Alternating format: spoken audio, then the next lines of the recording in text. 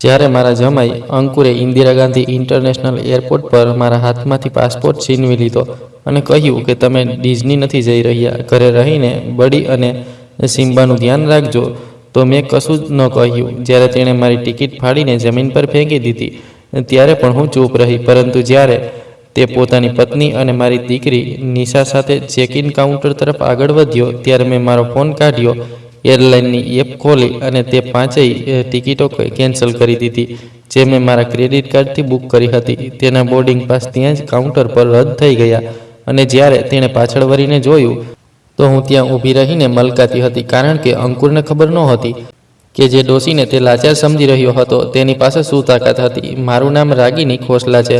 હું 57 વર્ષની છું અને ગુડગાંવમાં સેક્ટર 56માં રહું છું. લોકો મને એક વિધવામાં સમજે છે જે પોતાની દીકરી અને જમાઈના ઘરમાં રહે છે, પર હકીકત કંઈક બીજી છે.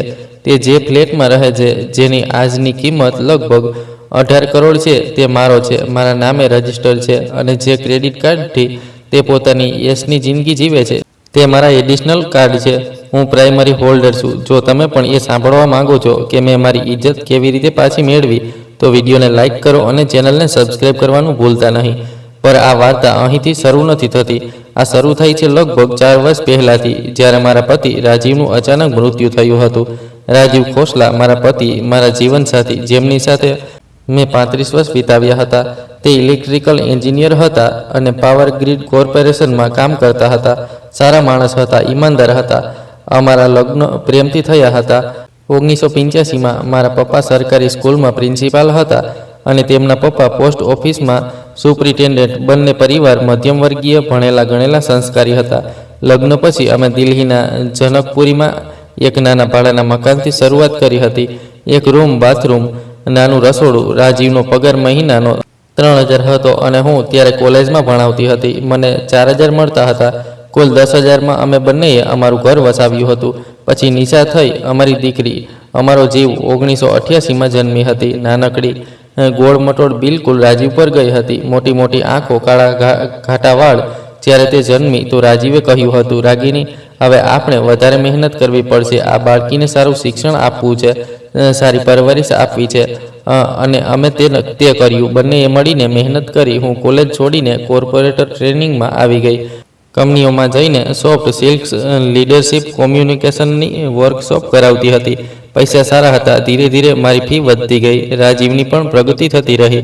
2004માં અમે અમારું પહેલું ઘર ખરીદ્યું. દ્વારકા સેક્ટર 23માં. એક નાનો 2 BHK 45 લાખમાં લોન લીધી હતી. 30 લાખની પોતાની બધી બચત લગાવી દીધી હતી. 15 વર્ષની EMI હતી. દર મહિને 35,000 ભારે હતું, પર અમે ખુશ હતા. અમારું ઘર હતું. નિશા મોટી થતી ગઈ, હોશિયાર હતી, ભણવામાં તેજ હતી. દિલ્હી યુનિવર્સિટીમાંથી BCom કર્યું, પછી MBA. અમે તેની દરેક ખ્વાહિશ પૂરી કરી. સારા કપડાં, સારી ચોપડીઓ, ટ્યુશન, કોચિંગ, જે પણ જોઈતું હતું. રાજીવ કહેતા હતા, દીકરી છે તો શું થયું, દીકરાથી ઓછી નથી. 2013માં રાજીવ નિવૃત્ત થયા. 60 વર્ષની ઉંમરે. સારું પેન્શન હતું. 35,000 મહિને પ્રોવિડન્ટ ફંડ મળ્યું. 27 લાખ. અમે તેનાથી દ્વારકાવાળા ફ્લેટની લોન બંધ કરી દીધી. પછી અમે વિચાર્યું, નિશાના લગ્ન પછી અમને નાના ઘરની જરૂર નહીં રહે અને હું અત્યારે કામ કરી રહી હતી. સારી આવક હતી. 60થી 80,000 મહિના સુધી કમાઈ લેતી હતી. ક્યારેક લાખ પણ નીકળી જતા હતા. તો અમે નિર્ણય કર્યો કે દ્વારકાનો ફ્લેટ વેચી દઈએ અને ગુડગાંવમાં કંઈક લઈ લઈએ. દ્વારકાવાળો ફ્લેટ 1 કરોડ 10 લાખમાં વેચાયો. પ્લસ રાજીવનું PF. અમારી પાસે કુલ 1 કરોડ 37 લાખ થઈ ગયા. મેં મારી બચતમાંથી 13 લાખ વધુ ઉમેર્યા. પછી અમે ગુડગાંવમાં સેક્ટર 56માં આ 3 BHK ખરીદો. 1 કરોડ 50 લાખમાં. રજિસ્ટ્રી મારા નામ પર કરાવી. મારા પૈસા વધારે હતા, પ્લસ હું કામ કરી રહી હતી તો ટેક્સ બેનિફિટ માટે પણ સારું હતું. રાજીવને કંઈ વાંધો નહોતો. તે કહેતા હતા, રાગિની, તે જેટલી મહેનત કરી છે, આ ઘર તારું છે, મને શું ફરક પડે છે કોના નામે છે. અમે ખુશ હતા. 60 વર્ષની ઉંમરે રાજીવને નવો શોખ લાગ્યો હતો, પેઇન્ટિંગનો. આખો દિવસ કેનવાસની સામે બેસી રહેતા. હું મારા કામમાં વ્યસ્ત રહેતી, ઘર સંભાળતી. વીકેન્ડ પર અમે સાથે બહાર જતા. નિશાના લગ્ન થયા 2019માં. અંકુર સચદેવા સાથે. માર્કેટિંગ મેનેજર હતો. MNCમાં કામ કરતો હતો. પગાર સારો હતો. 18 લાખ વર્ષનો. દેખાવમાં સ્માર્ટ હતો. ભણેલો ગણેલો હતો. પરિવાર પણ ઠીક હતો. પિતાજી રિટાયર્ડ આર્મી ઓફિસર. માં હાઉસવાઈફ, એક નાની બહેન જે અમેરિકામાં સેટલ હતી. લગ્નમાં અંકુર બહુ સારો લાગ્યો. નિશાને બહુ પ્રેમ કરતો હતો, અમારું પણ સન્માન કરતો હતો.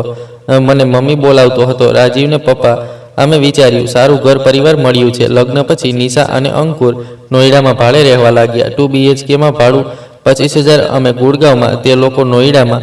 મહિનામાં 1-2 વાર મળતા હતા. પછી આવ્યું 2021 માર્ચ મહિનો, કોરોનાની બીજી લહેર. રાજીવને હળવો તાવ આવ્યો. અમે વિચાર્યું વાયરલ છે.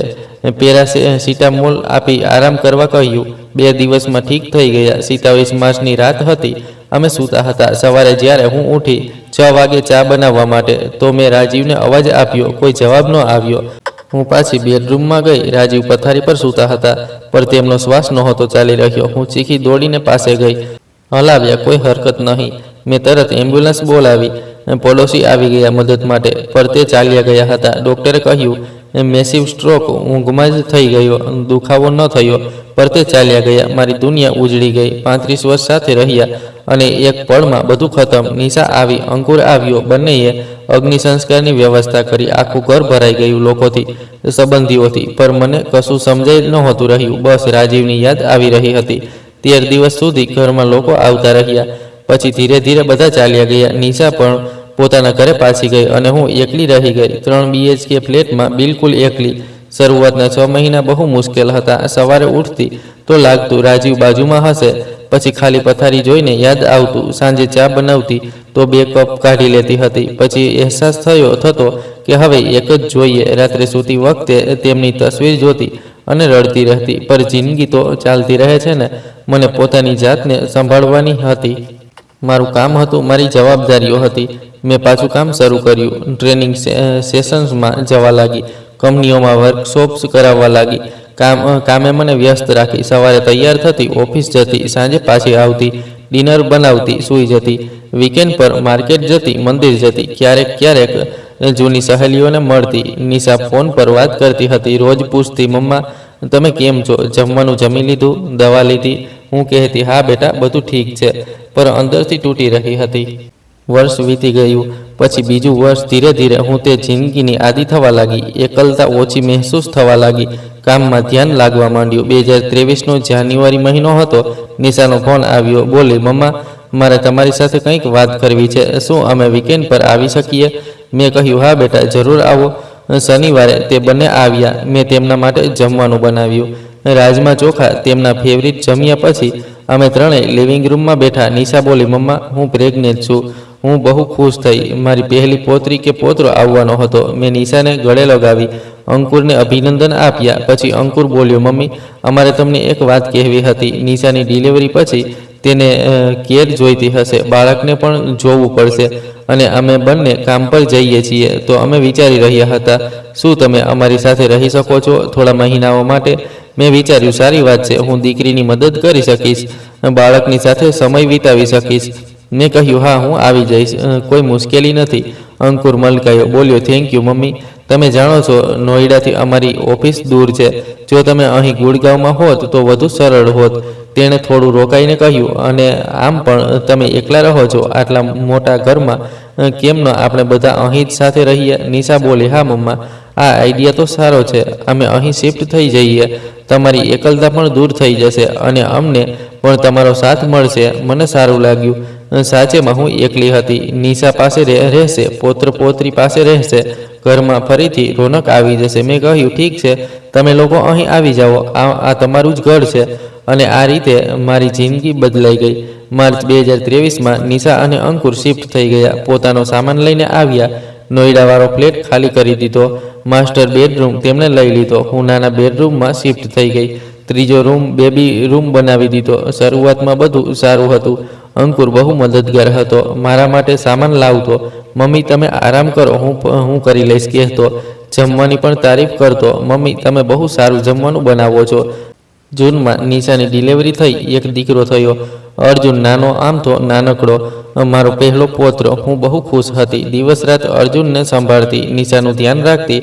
પર ધીરે ધીરે વસ્તુઓ બદલાવા લાગી. પહેલાં તો નાની નાની વાતો હતી. અંકુર કહેતો, મમ્મી બિરયાની બનાવી દો ને. પછી બીજા દિવસે, મમ્મી આજે પનીર ટીક્કા. પછી રોજ કંઈક ને કંઈક ડિમાન્ડ. હું સમજી ગઈ કે તે મને રસોઈએ સમજવા લાગ્યો છે. પછી શરૂ થયો ફાઇનાન્સનો ખેલ. એક દિવસ અંકુર બોલ્યો, મમ્મી, હું વિચારી રહ્યો હતો ઘરનો ખર્ચ અમે મેનેજ કરીશું. તમે વૃદ્ધ થઈ રહ્યા છો, તમારે પૈસાની ટેન્શન ન લેવી જોઈએ. તમે તમારું પેન્શન મને આપી દો, હું બધું સંભાળી લઈશ. રાજીવનું પેન્શન હવે મને ફેમિલી પેન્શન તરીકે મળતું હતું, 17,500. મેં કહ્યું, ના અંકુર, મને પોતાના ખર્ચ માટે પૈસા જોઈએ અને આમ પણ હું અત્યારે કામ કરી રહી છું. મારી આવક છે. તે થોડો નારાજ થયો પણ ચૂપ થઈ ગયો. પછી એક દિવસ સપ્ટેમ્બરનો મહિનો હતો. તે મારી પાસે આવ્યો, બોલ્યો, મમ્મી, મારે 5 લાખ જોઈએ છે. હું એક કાર ખરીદવા માંગુ છું નિશા માટે. તમારી પાસે એફડી છે ને? શું તમે લોન આપી શકો છો? હું 3 મહિનામાં પાછા આપી દઈશ. મેં પૂછ્યું, તારો પગાર સારો છે, તું લોન કેમ નથી લેતો? તે બોલ્યો, બેંક લોનમાં વ્યાજ બહુ છે અને પ્રોસેસ સમય લેશે. તમે ફેમિલી છો, તમે મદદ કરી શકો છો. નિશા પણ બોલી, મમ્મી પ્લીઝ, આ લોન છે, ગિફ્ટ નહીં. તે પાછા આપી દેશે. હું નબળી પડી ગઈ. દીકરી માટે વિચાર્યું.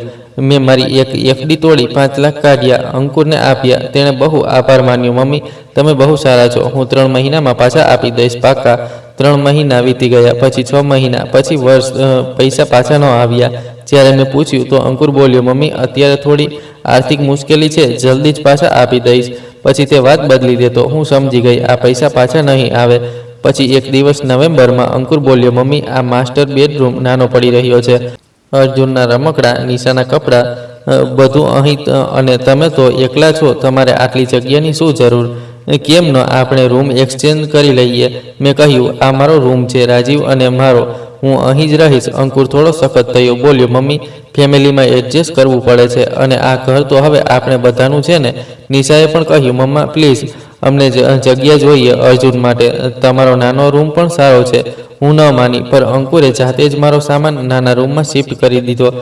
એક દિવસ જ્યારે હું ટ્રેનિંગ સેશનથી પાછી આવી તો જોયું, મારા કપડાં, મારી ચોપડીઓ બધું નાના રૂમમાં રાખ્યું છે. માસ્ટર બેડરૂમમાં તેમનો સામાન ભરાઈ ગયો હતો. મેં અંકુરને કહ્યું, આ શું કર્યું તમને? તે બોલ્યો, મમ્મી, ડોન્ટ ઓવર એક્ટ. બસ એક રૂમ ચેન્જ છે. તમે વૃદ્ધ સ્ત્રી છો, તમને શું ફરક પડે છે? વૃદ્ધ સ્ત્રી પહેલીવાર તેને મને આમ કહ્યું અને હું ચૂપ રહી ગઈ, કારણ કે મને ખબર નહોતી કે શું કહું. તે પછી વસ્તુઓ વધુ બગડતી ગઈ.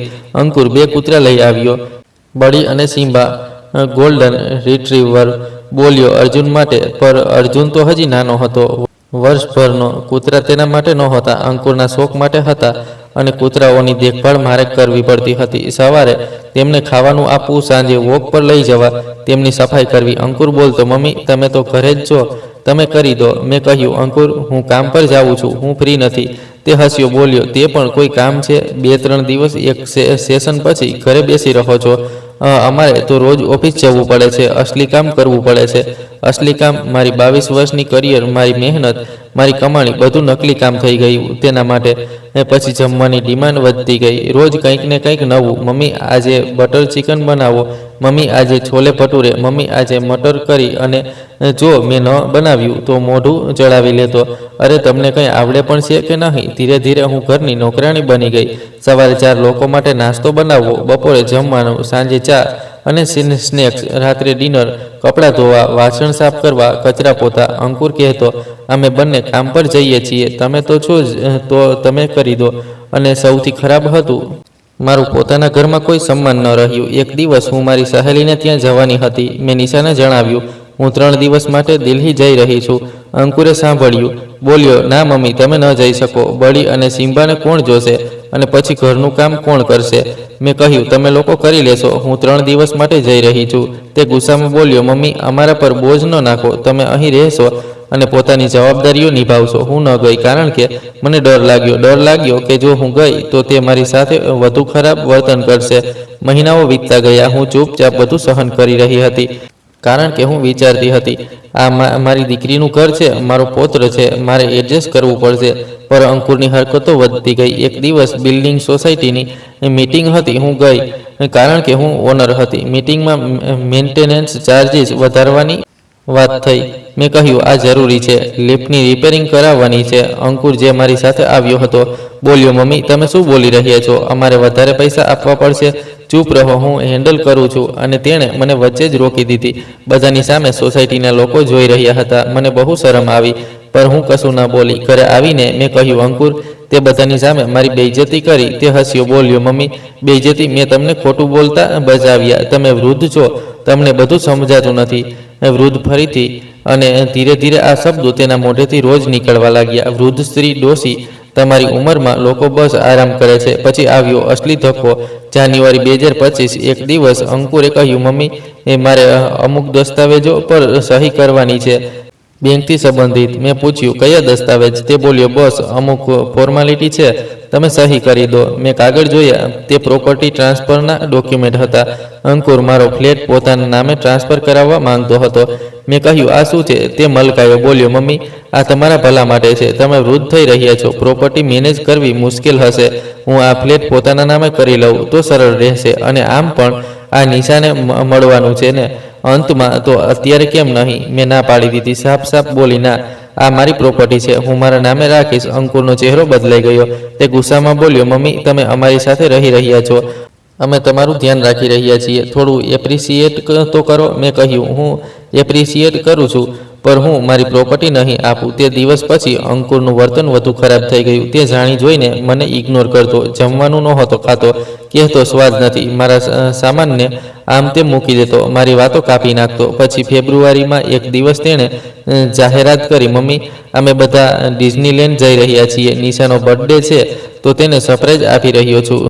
પેરિસ? મેં પૂછ્યું, અમે બધા એટલે? તે બોલ્યો, હું, નિશા, અર્જુન, મારા માતા પિતા અને મારી બહેન અમેરિકાથી આવી રહી છે. મેં પૂછ્યું, અને હું? તે હસ્યો, બોલ્યો, મમ્મી તમારી ઉંમરમાં કોણ ટ્રાવેલ કરે છે? અને પછી કોઈ તો ઘરે રહીને બડી અને સિમ્બાનો જુએ, તમે અહીં જ રહેજો. મેં કહ્યું, હું પણ આવવા માંગુ છું. નિશા બોલી, મમ્મા પ્લીઝ સમજો, બહુ મોંઘું છે અને તમે આમ પણ થાકી જશો. હું સમજી ગઈ, તે મને લઈ જવા નથી માંગતા, પર નિશાનો બર્થડે હતો, હું તેની ખુશી માટે માની ગઈ. પર પછી માર્ચનું છેલ્લું અઠવાડિયું આવ્યું. તેમની ફ્લાઇટ હતી 5 એપ્રિલે. 2 દિવસ પહેલા 3 તારીખે અંકુરે કહ્યું, મમ્મી મેં વિચાર્યું તમે પણ ચાલી શકો છો, મેં તમારી પણ ટિકિટ બુક કરી દીધી છે. સરપ્રાઈઝ. હું બહુ ખુશ થઈ. મેં વિચાર્યું કદાચ તેને અહેસાસ થયો. મેં મારો સૂટકેસ પેક કરવાનું શરૂ કર્યું, પોતાના કપડાં, પાસપોર્ટ બધું તૈયાર કર્યું. 5 એપ્રિલ 2025ની સવારે અમે બધા એરપોર્ટ માટે નીકળ્યા. 2 કાર હતી, એકમાં અંકુર, નિશા, અર્જુન, હું બીજીમાં અંકુરના મમ્મી પપ્પા અને બહેન.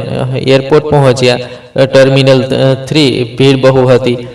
અમે અંદર ગયા, ચેક ઇન કાઉન્ટરની લાઇનમાં લાગ્યા અને પછી અચાનક અંકુરે મારા હાથમાંથી મારો પાસપોર્ટ છીનવી લીધો. મેં પૂછ્યું, શું થયું? તે ઠંડા અવાજે બોલ્યો, મમ્મી તમે ડિઝનીલેન્ડ નથી જઈ રહ્યા. મેં વિચાર્યું મેં ખોટું સાંભળ્યું. શું? તે ફરી બોલ્યો, આ વખતે જોરથી, જેથી આસપાસના લોકો સાંભળી શકે. તમે ઘરે રહીને બડી અને સિમ્બાનું ધ્યાન રાખજો. મેં તમારી ટિકિટ બુક જ નહોતી કરી, તે તો બસ મજાક હતી, જેથી તમે અમારી સાથે એરપોર્ટ આવી જાઓ અને ઘરે પાછા જવાની વ્યવસ્થા થઈ જાય.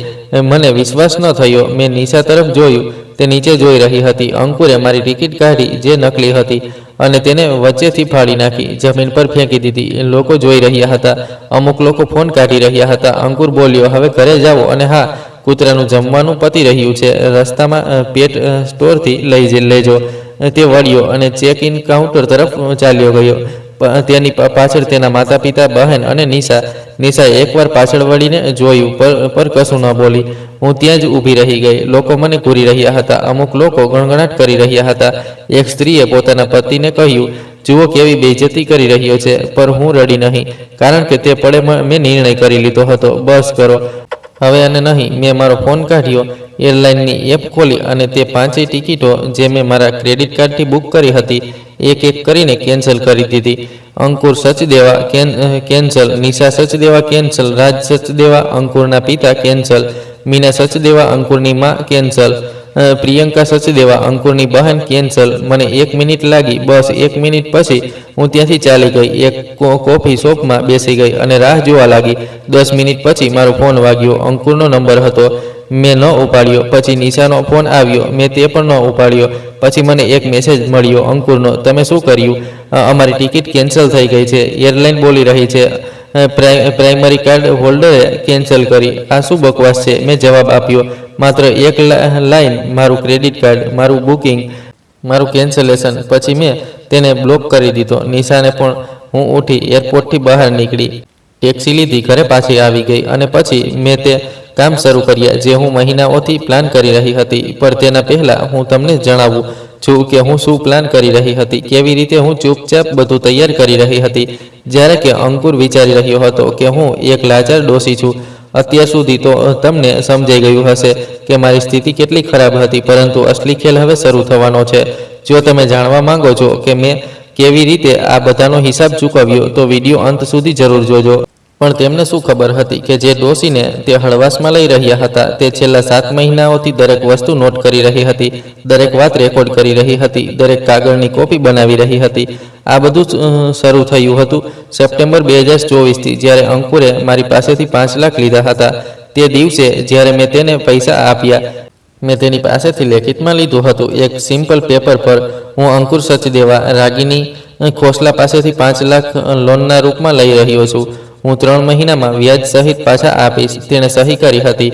મેં તે પેપર સાચવીને રાખ્યો હતો મારા બેંક લોકરમાં. પછી જ્યારે તેણે મને માસ્ટર બેડરૂમમાંથી કાઢી, મેં તે આખો સીન મારા ફોન પર રેકોર્ડ કર્યો હતો. ઓડિયો રેકોર્ડિંગ, તેનો અવાજ સાફ હતો. તમે વૃદ્ધ સ્ત્રી છો, તમને શું ફરક પડે છે? પછી જ્યારે તેણે સોસાયટી મીટિંગમાં મારી બેઇજ્જતી કરી, તો મેં પછી સોસાયટીના સેક્રેટરીને મળીને તે દિવસની મીટિંગ્સની કોપી લીધી, જેમાં લખ્યું હતું, શ્રી અંકુર સચદેવાએ શ્રીમતી રાગીની ખોસલાને વચ્ચે રોક્યા. દરેક નાની મોટી વસ્તુ હું નોટ કરી રહી હતી. તારીખો, વખત, શું થયું, કોણ હતું, એક ડાયરીમાં લખી રહી હતી. અને તે ડાયરી મેં મારી સહેલી પ્રીતિના ઘરે રાખી હતી.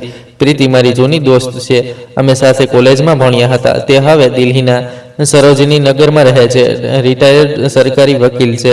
જ્યારે મારી સાથે આ બધું શરૂ થયું, તો મેં તેણે જણાવ્યું. તેણે કહ્યું, રાગીની, તું બહુ ડોક્યુમેન્ટ્સ કર, દરેક વસ્તુ પછી કામ આવશે.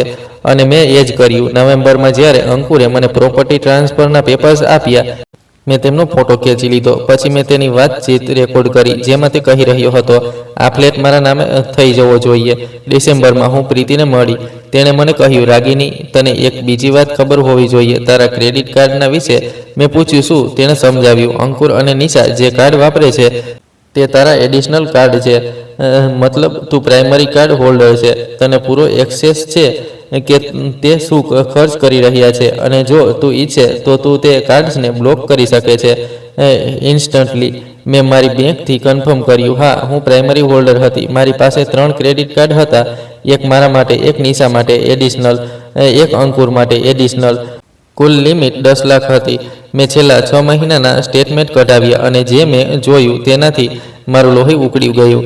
અંકુરે માત્ર 3 મહિનામાં 5 લાખ ખર્ચ્યા હતા. મોંઘા રેસ્ટોરન્ટ, બ્રાન્ડેડ કપડાં, ગેજેટ્સ, પાર્ટીઓ, અને સૌથી મોટી વાત, તેણે ડિઝનીલેન્ડ આખી ટ્રીપ મારા કાર્ડથી બુક કરી હતી. 5 લોકોની ટિકિટ, હોટલ, બધું મળીને કુલ 4 લાખ. અને સૌથી ખરાબ વાત, તેનો પોતાનો પગાર તે તેના અલગ બેંક એકાઉન્ટમાં જતો હતો. તે પોતાના માટે ખર્ચ નહોતો કરતો. મારા પૈસાથી પોતાની યશની જિંદગી જીવી રહ્યો હતો. હું પ્રીતિ પાસે ગઈ, તેને બધું જણાવ્યું. તેણે કહ્યું, રાગીની, આ ફાઇનાન્શિયલ ફ્રોડ છે, અને જે તે તારી સાથે કરી રહ્યો છે તે એલ્ડર અબ્યુઝ છે. તારી પાસે કેસ છે. મેં પૂછ્યું, હું શું કરી શકું છું? તેણે સમજાવ્યું, પહેલાં તું તારા બધા ફાઇનાન્શિયલ ડોક્યુમેન્ટ્સ સુરક્ષિત રાખ, property papers, bank statements, FD certificates, બધું. બીજું, તું તેને લીગલ નોટિસ મોકલી શકે છે 5 લાખની લોન માટે. ત્રીજું, તું એલ્ડર અબ્યુઝ માટે પોલીસમાં કમ્પ્લેન કરી શકે છે. ચોથું, તું તેને પોતાના ઘરમાંથી બહાર કાઢી શકે છે, કારણ કે તે તારી પ્રોપર્ટી છે. મેં પૂછ્યું, પણ નિશા, તે મારી દીકરી છે. પ્રીતિએ મારો હાથ પકડ્યો, બોલી, રાગીની, નિશાએ તારો સાથ નથી આપ્યો, તેણે અંકુરનો સાથ આપ્યો. તારે પોતાના માટે ઊભા થવું પડશે. મેં વિચાર્યું, આખી રાત વિચારતી રહી, અને પછી મેં નિર્ણય કર્યો, હું બધું તૈયાર કરીશ, દરેક કાગળ, દરેક પુરાવા, દરેક રેકોર્ડિંગ, અને જ્યારે સાચો સમય આવશે હું સામે આવીશ. જાન્યુઆરીમાં મેં મારા બધા જરૂરી ડોક્યુમેન્ટ્સની કોપીઓ બનાવી, પ્રોપર્ટી રજિસ્ટ્રેશન પેપર્સ, જેમાં સાફ લખ્યું હતું કે ફ્લેટ માત્ર મારા નામ પર છે, બેંક સ્ટેટમેન્ટ, એફડી સર્ટિફિકેટ્સ, રાજીવના પેન્શનના પેપર્સ, મારા કામના કોન્ટ્રાક્ટ્સ, બધું જ મેં 2 સેટમાં બનાવ્યું. એક સેટ મેં પ્રીતિ પાસે રાખ્યો, એક સેટ મેં બેંક લોકરમાં. ફેબ્રુઆરીમાં મેં એક પ્રાઇવેટ ડિટેક્ટિવ હાયર કર્યો. હા, ડિટેક્ટિવ. મેં વિચાર્યું, જો મારે પૂરી રીતે તૈયાર રહેવું હોય તો મને અંકુરના વિશે બધું જ ખબર હોવી જોઈએ. ડિટેક્ટિવનું નામ વિક્રમ હતું. તે પ્રીતિના એક ક્લાયન્ટનો રેફરન્સ હતો. મેં તેને 15,000 આપ્યા અને કહ્યું, મને અંકુર સચદેવાના વિશે બધું જોઈએ છે, તેની ઓફિસ, તેનું બેંક એકાઉન્ટ, તેની આદતો, બધું. વિક્રમે 2 અઠવાડિયામાં રિપોર્ટ આપી, અને જે મને ખબર પડી તે ચોંકાવનારું હતું. અંકુરનો પગાર ખરેખર 18 લાખ વર્ષનો હતો. પર તે પૂરો પગાર પોતાના અલગ એકાઉન્ટમાં સેવ કરી રહ્યો હતો. તેણે છેલ્લા 2 વર્ષમાં 32 લાખ બચાવ્યા હતા અને તે પૈસા તે પોતાના નામે એક અલગ બેંકમાં એફડી બનાવી રહ્યો હતો. મતલબ તે ખુદના માટે પૈસા બચાવી રહ્યો હતો અને મારા પૈસાથી ઘર ચલાવી રહ્યો હતો. મારા ક્રેડિટ કાર્ડથી ખાવાનું, કપડાં, યાત્રા બધું જ. અને મને બોલી રહ્યો હતો હું ઘરનો ખર્ચ ઉઠાવી રહ્યો છું. વિક્રમે એ પણ જણાવ્યું કે અંકુરના ઓફિસમાં તેની રેપ્યુટેશન સારી નહોતી. અમુક લોકો તેને ઘમંડી અને જૂઠો માનતા હતા. એકવાર તેણે ઓફિસના પૈસાનો ખોટો હિસાબ આપ્યો હતો પર બચી ગયો હતો. મેં આ બધું નોટ કર્યું, બધા પુરાવા ભેગા કર્યા. માર્ચ આવ્યો, અંકુરે ડિઝનીલેન્ડ ટ્રીપનું એલાન કર્યું અને મેં મારું છેલ્લું પગલું પ્લાન કર્યું. હું જાણતી હતી કે તે મને સાથે નથી લઈ જવા માંગતો, પણ જ્યારે તેણે કહ્યું કે તેણે મારી પર ટિકિટ બુક કરી દીધી છે, હું સમજી ગઈ આ જૂઠ છે. કારણ કે મેં મારા ક્રેડિટ કાર્ડની એપ ચેક કરી હતી. માત્ર 5 ટિકિટ બુક થઈ હતી, મારી નહીં. તો મેં નક્કી કર્યું હું એરપોર્ટ જઈશ, તેને પોતાની ચાલ ચલવા દઈશ અને પછી તે જ વખતે હું મારી ચાલ ચાલીશ. અને તે 5 એપ્રિલની સવારે તે જ થયું. હવે હું ઘરે હતી, એકલી શાંત. હું સીધી મારા નાના બેડરૂમમાં ગઈ, મારા સૂટકેસને ખોલ્યું, મારા કપડાં કબાટમાં રાખ્યા અને પછી હું છત પર ચાલી ગઈ. મારા ઘરની છત ખુલ્લી હતી, ત્યાંથી આખું ગુડગાંવ દેખાતું હતું.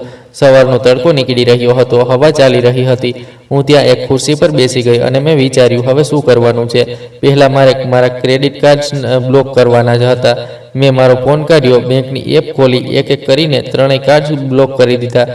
અંકુરનું કાર્ડ, નિશાનું કાર્ડ, મારું કાર્ડ મેં રાખ્યું. હવે તેમની પાસે કોઈ પૈસા નહોતા. પેરિસમાં વિના ક્રેડિટ કાર્ડ. બીજું મેં પ્રીતિને ફોન કર્યો. બોલી પ્રીતિ, હવે શરૂ કરો. પ્રીતિ પહેલાંથી તૈયાર હતી. તેણે કહ્યું હું આજે જ લીગલ નોટિસ મોકલીશ અંકુરને અને નિશાને. પણ લીગલ નોટિસમાં 3 માંગો હતી. એક 5 લાખ જે અંકુરને લોન લીધી હતી તે વ્યાજ સહિત પાછા આપે, 10% વ્યાજ, 10 મહિના, કુલ 500 તો 5500 આપો. 3 વર્ષનું ભાડું આપે. માર્કેટ રેટ પર સેક્ટર 56માં 3 BHKનું ભાડું 35,000 મહિનો હતું.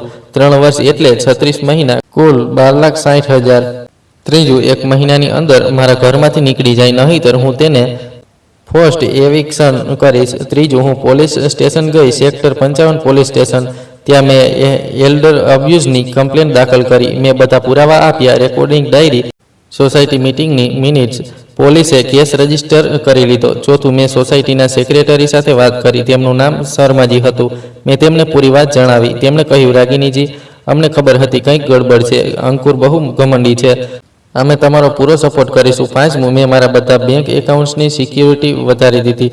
નવો પાસવર્ડ, નવો પિન, નવો સિક્યુરિટી ક્વેશ્ચન, જેથી અંકુર કોશિશ પણ કરે તો મારા એકાઉન્ટ્સ એક્સેસ ન કરી શકે.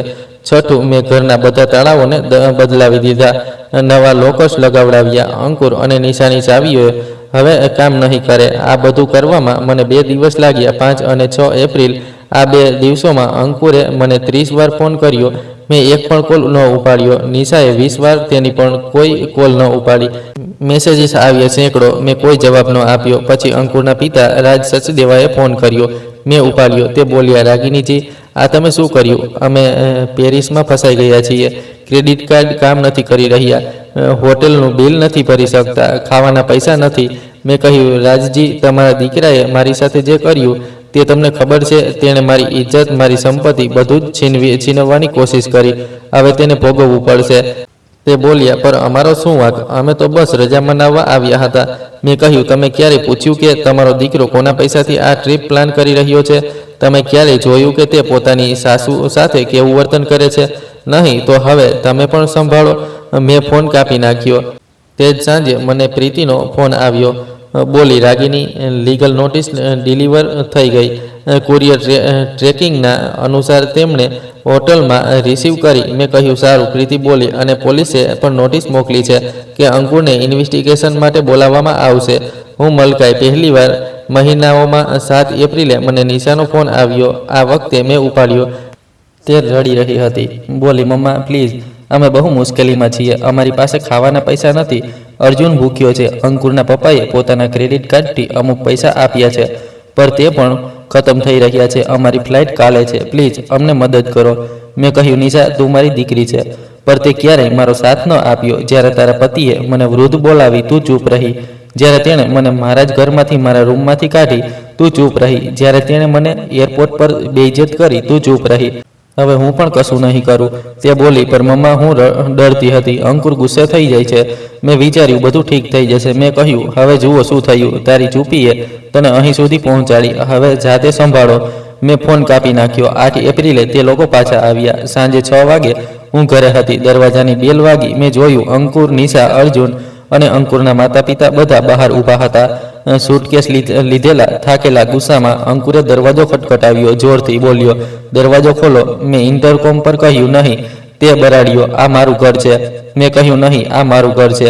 પ્રોપર્ટી પેપર્સ ચેક કરો. માત્ર મારું નામ છે. નિશા બોલી, મમ્મા પ્લીઝ, અમારી પાસે જવાની જગ્યા નથી. મેં કહ્યું, હોટેલમાં જાઓ. તમારા પતિ પાસે 32 લાખ બચત છે, ઇસ્તેમાલ કરો. અંકુરનું મોઢું ખુલ્લું રહી ગયું. તે બોલ્યો, તને કેવી રીતે ખબર? મેં કહ્યું, મને બધું ખબર છે અંકુર. તારું બેંક એકાઉન્ટ, તારી એફડી, તારો પગાર. તે પોતાના પૈસા બચાવ્યા અને મારા પૈસાથી ઘર ચલાવ્યું. અને હવે તને લાગે છે હું તને મારા ઘરમાં રહેવા દઈશ? તેના પિતા રાજે કહ્યું, રાગિનીજી, અમે બહાર ઊભા છીએ. ઓછામાં ઓછું અર્જુન માટે દરવાજો ખોલો. મેં કહ્યું, અર્જુન નિશાનો દીકરો છે. નિશા તેને સંભાળે. અને હા, તમને બધાને લીગલ નોટિસ મળીને વાંચી સમજી 1 મહિનાની અંદર મારા 500 અને 12,600 ભાડું કુલ 1,800 પાછા કરો, નહીંતર કોર્ટમાં મળીશું. અંકુર ગુસ્સાથી લાલ થઈ ગયો. તે બરાડ્યો, તું ડોશી છે, તને આ બધું સમજાતું નથી. હું પોલીસ બોલાવીશ. મેં હસીને કહ્યું, પોલીસ? સારું, પોલીસ તો તને બોલાવી રહી છે ઓલ્ડર એબ્યુઝની કમ્પ્લેન માટે. Sector 55 police station. કાલે સવારે 10 વાગે જવાનું ભૂલતા નહીં. તે બધા ત્યાં જ ઊભા રહી ગયા. પછી ધીરે ધીરે નીચે ચાલ્યા ગયા.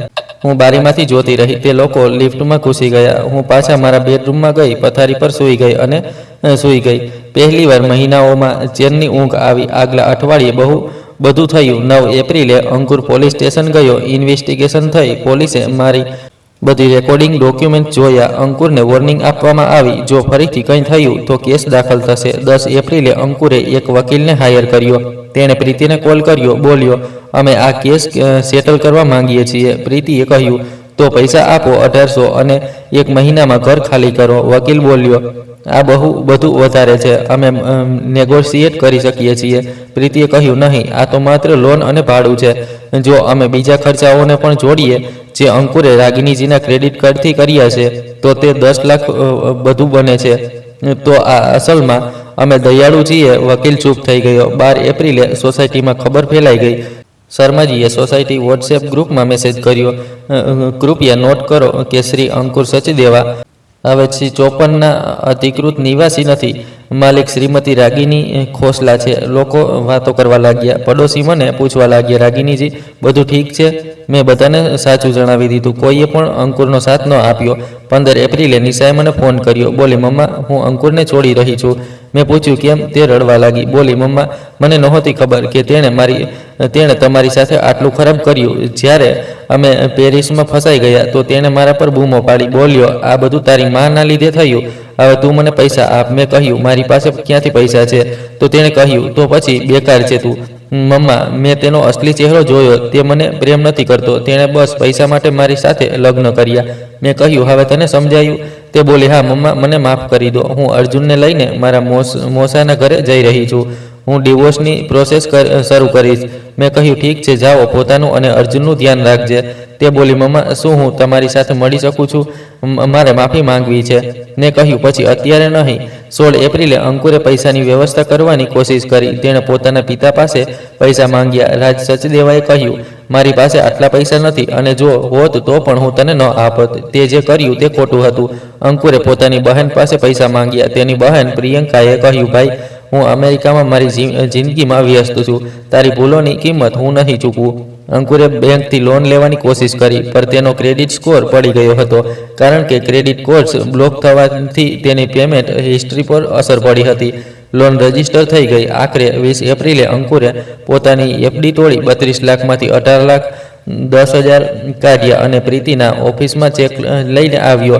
પ્રીતિએ ચેક લીધો. કહ્યું, હવે 1 મહિનામાં ઘર ખાલી કરો. આજે 20 એપ્રિલ છે. 20 મે સુધી અંકુરે કહ્યું, મારી પાસે જવાની જગ્યા નથી. પ્રીતિએ કહ્યું, તે તારી સમસ્યા છે. અંકુર ચાલ્યો ગયો.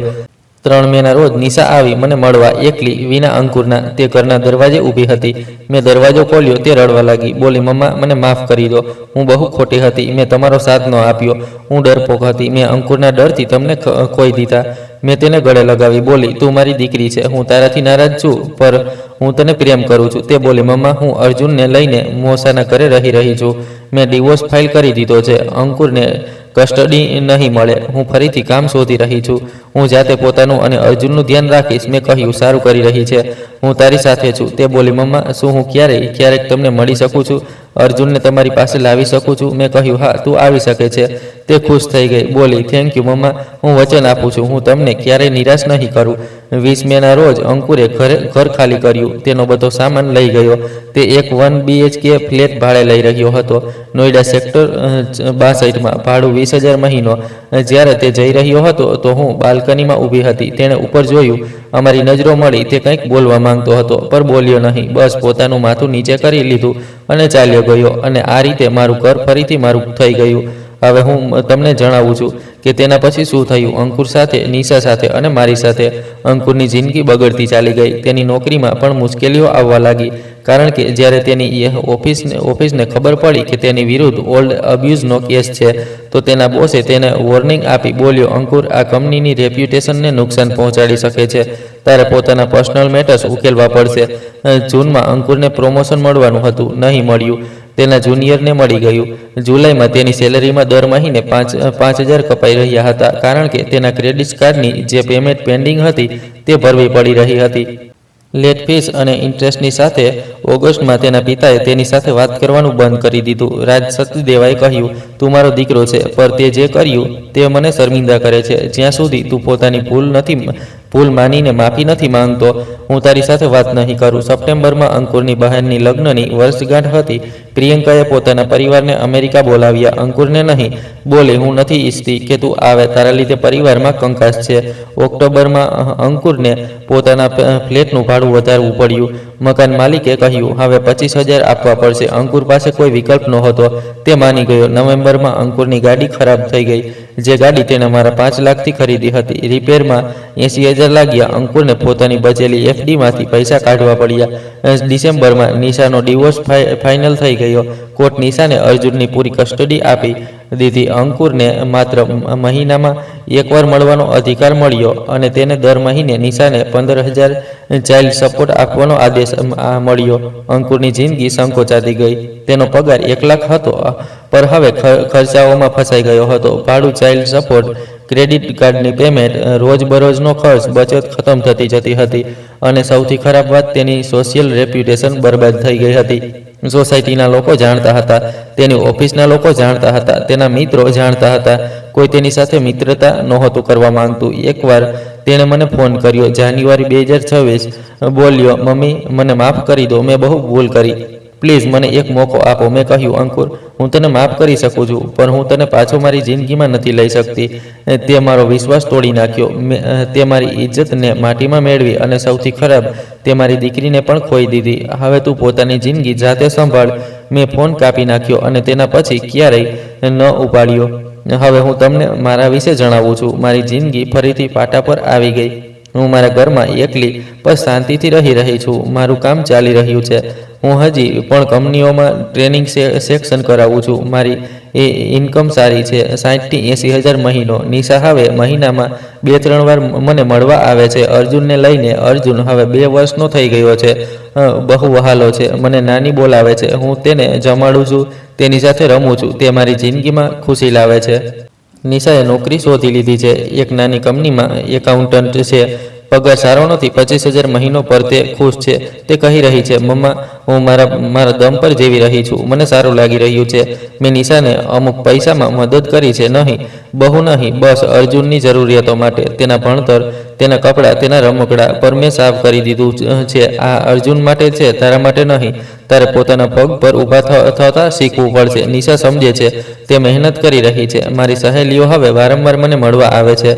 પ્રીતિ, જેણે મારી સૌથી વધુ મદદ કરી, હવે મારી સૌથી સારી મિત્ર છે. અમે અઠવાડિયામાં એકવાર મંદિર જઈએ છીએ, પછી કોફી પીએ છીએ, વાતો કરીએ છીએ. સોસાયટીમાં મારું સન્માન વધી ગયું છે. લોકો મને રાગિનીજી કહીને બોલાવે છે. કહે છે, તમે બહુ બહાદુર છો. હું મલકાઈ જાઉં છું. મેં એક નાનું કામ વધુ શરૂ કર્યું છે. હું હવે બીજી વૃદ્ધ મહિલાઓને કાઉન્સેલિંગ આપું છું જે એલ્ડર અબ્યુઝનો સામનો કરી રહી છે. તેમને જણાવું છું કે કેવી રીતે પોતાના અધિકારો માટે ઊભા થઈ શકે છે, કેવી રીતે કાનૂની મદદ લઈ શકે છે, કેવી રીતે પોતાની સંપત્તિને સુરક્ષિત રાખી શકે છે. આ કામ મને બહુ સંતોષ આપે છે. જ્યારે કોઈ મહિલા મને કહે છે, રાગિનીજી, તમારી વાતોથી મને હિંમત મળી, તો મને લાગે છે કે મારી મુશ્કેલીઓનો કોઈ અર્થ હતો. દર સવારે હું છત પર જાઉં છું. સૂરજ નીકળતી વખતે ત્યાં એક કપ ચા લઈને બેસું છું. શહેરને જોઉં છું, હવાને મહેસૂસ કરું છું અને પોતાની જાતને કહું છું, રાગિની, તે સારું કર્યું. તે પોતાની ઇજ્જત બચાવી, તે પોતાની જિંદગી પાછી લીધી અને મને શાંતિ મળે છે. હવે બડી અને સિમ્બા, અંકુર તેમને પોતાની સાથે ન લઈ જઈ શક્યો. નાના ફ્લેટમાં 2 મોટા કૂતરાઓ માટે જગ્યા નહોતી, તો તેણે તેમને એક ડોગ શેલ્ટરમાં આપી દીધા. મને જ્યારે ખબર પડી તો હું ત્યાં ગઈ. શેલ્ટરમાં બડી અને સિમ્બાને જોયા. તે બંને ઉદાસ હતા. મને જોઈને ખુશ થઈ ગયા, પૂંછડી હલાવવા લાગ્યા. મેં વિચાર્યું, પછી મેં તેમને એડોપ્ટ કરી લીધા. હવે બડી અને સિમ્બા મારી સાથે રહે છે, મારા ઘરમાં. તે મારા કમ્પેનિયન છે. સવારે વોક પર જાય છે, સાંજે મારી પાસે બેસે છે, રાત્રે મારા બેડરૂમની બહાર સૂવે છે.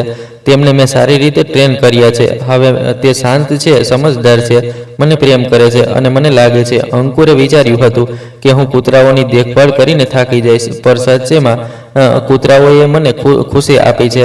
તેમણે મારી એકલતા દૂર કરી છે. તો હવે મારી જિંદગી કેવી છે? સારી છે, શાંત છે. મારી પાસે મારું ઘર છે, મારી નોકરી છે, મારી બચત છે, મારી દીકરી અને પૌત્ર ક્યારેક મળે છે, મારા મિત્રો છે, મારા કૂતરા છે, મારું સન્માન છે અને સૌથી જરૂરી મારી ઇજ્જત છે. હવે અંકુરની હાલત જેવી મેં બતાવી ખરાબ છે. તે હજી પણ નોઈડાના નાના ફ્લેટમાં રહે છે, એકલો. તેનો કોઈ મિત્ર નથી, પરિવારથી કપાયેલો. ઓફિસમાં તેની રેપ્યુટેશન ખરાબ. તેના પગારમાંથી બહુ બધા પૈસા કપાય છે.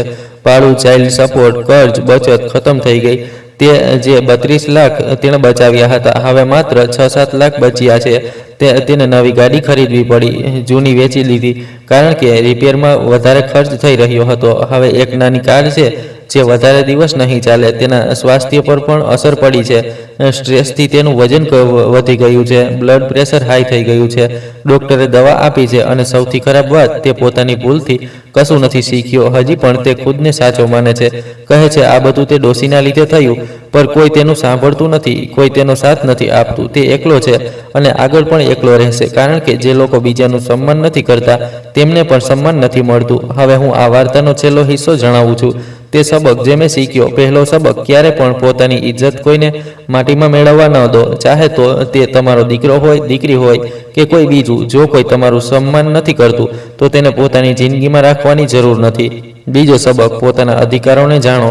પોતાની સંપત્તિને સુરક્ષિત રાખો. કાગળ, દસ્તાવેજ બધું જ પોતાના નામે રાખો અને કોઈને પણ કોઈ પણ હાલતમાં પોતાની સંપત્તિ પર કબજો ન કરવા દો. ત્રીજો સબક, પુરાવા ભેગા કરો. જો કોઈ તમારી સાથે ખોટું કરી રહ્યું છે તો ચૂપચાપ બધું જ રેકોર્ડ કરો. તારીખો, વખત, ઘટનાઓ બાદમાં કામ આવશે. ચોથો સબક, કાનૂની મદદ લો. જો તમને લાગે છે કે તમારી સાથે અન્યાય થઈ રહ્યો છે તો વકીલ સાથે વાત કરો. એલ્ડર અબ્યુઝની વિરુદ્ધ કાનૂન છે, તેનો ઉપયોગ કરો. પાંચમો સબક, એકલા ન રહો, મિત્રો બનાવો, પરિવાર સાથે સંપર્ક બનાવી રાખો. જો તમે એકલા છો તો લોકો તમારો ફાયદો ઉઠાવી શકે છે. છઠ્ઠો સબક, આર્થિક રૂપથી સ્વતંત્ર રહો. જો તમારી પાસે પોતાના પૈસા છે, પોતાની નોકરી છે, પોતાની બચત છે, તો કોઈ તમને કંટ્રોલ નથી કરી શકતું. અને સાતમો સૌથી જરૂરી સબક, ખુદ પર વિશ્વાસ રાખો. તમે કમજોર નથી, તમે વૃદ્ધ નથી, તમે તાકાતવર છો. તમારી પાસે અનુભવ છે, જ્ઞાન છે, સંસાધન છે. બસ તેમને સાચી રીતે ઉપયોગ કરતા શીખો. મેં આ બધું શીખ્યું અને એ જ કારણે હું આજે અહીં છું, શાંતિથી, ઇજ્જતથી. હવે જ્યારે પણ હું છત પર બેસું છું, સવારના તડકામાં ચાનો કપ હાથમાં લઈને બડી અને સિમ્બા મારા પગ પાસે બેઠેલા હોય તો મને લાગે છે કે જિંદગી સારી છે. રાજીવની યાદ આવે છે. તે મને ગર્વથી જોઈ રહ્યા હશે, કહી રહ્યા હશે, રાગિની, તે સારું કર્યું. તે પોતાની લડાઈ લડી અને તું જીતી. આ હું જીતી. મેં પોતાની ઇજ્જત પાછી લીધી, મેં પોતાની જિંદગી પાછી લીધી. અને જો તમે પણ એવી કોઈ મુશ્કેલીમાંથી પસાર થઈ રહ્યા છો તો યાદ રાખજો, સબ્ર અને રણનીતિથી દરેક લડાઈ જીતી શકાય છે.